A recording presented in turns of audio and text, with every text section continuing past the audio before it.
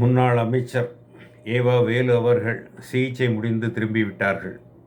அவர் இன்று லஞ்ச ஊழல் அதிகாரிகள் முன் விசாரணை அதிகாரிகள் முன் ஆஜராவதாக செய்தி இருந்தது. இவர் மட்டும் விசாரிக்கப்பட வேண்டியவர் அல்ல. அனைத்து திராவிட முன்னேற்றக் கழக முன்னாள் அமைச்சர்கள் அனைவரும், ஏன் எம்எல்ஏக்கள், மாவட்ட செயலாளர்கள், ஒன்றிய செயலாளர்கள் என அனைவரும் விசாரிக்கப்பட வேண்டும். அனைவர்களது குற்றமும் தண்டனைக்குள்ளாக்கப்பட வேண்டும். தண்டனைக்கு உள்ளாக்கப்படுவது மட்டுமல்ல, அந்த சொத்துக்கள் பறிமுதல் செய்யப்பட வேண்டும். மிஸ்டர் கிளீன் விஜய் என்று பெயர் எடுக்க வேண்டும் நீங்கள்.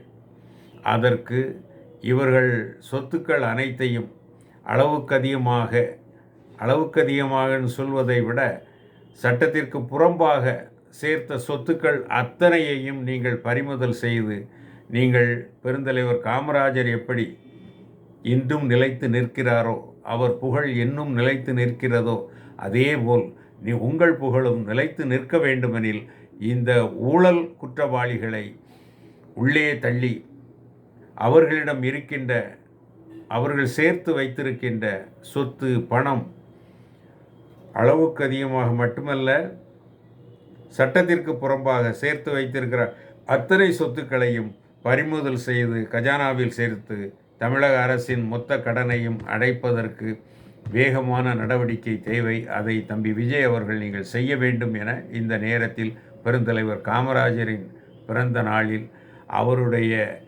அந்த நோக்கங்களை, அவருடைய நிர்வாகத்தை பற்றி நீங்கள் மிகவும் பாராட்டி, நீங்கள் சேர்த்துத்தான் அவருடைய நிர்வாகத்தை பற்றி புகழ்ந்துதான் அவரை கொள்கை தலைவராக ஏற்றுக்கொண்டிருக்கிறீர்கள் என்பதை நினைவில் கொண்டு அதன்படி செயல்பட்டு அந்த சொத்துக்கள் அவ்வளவையும் அரசு கஜானாவில் சேர்க்க வேண்டும் என, இதில் ஒன்றிய செயலாளர்களும் விதிவிலக்கல்ல.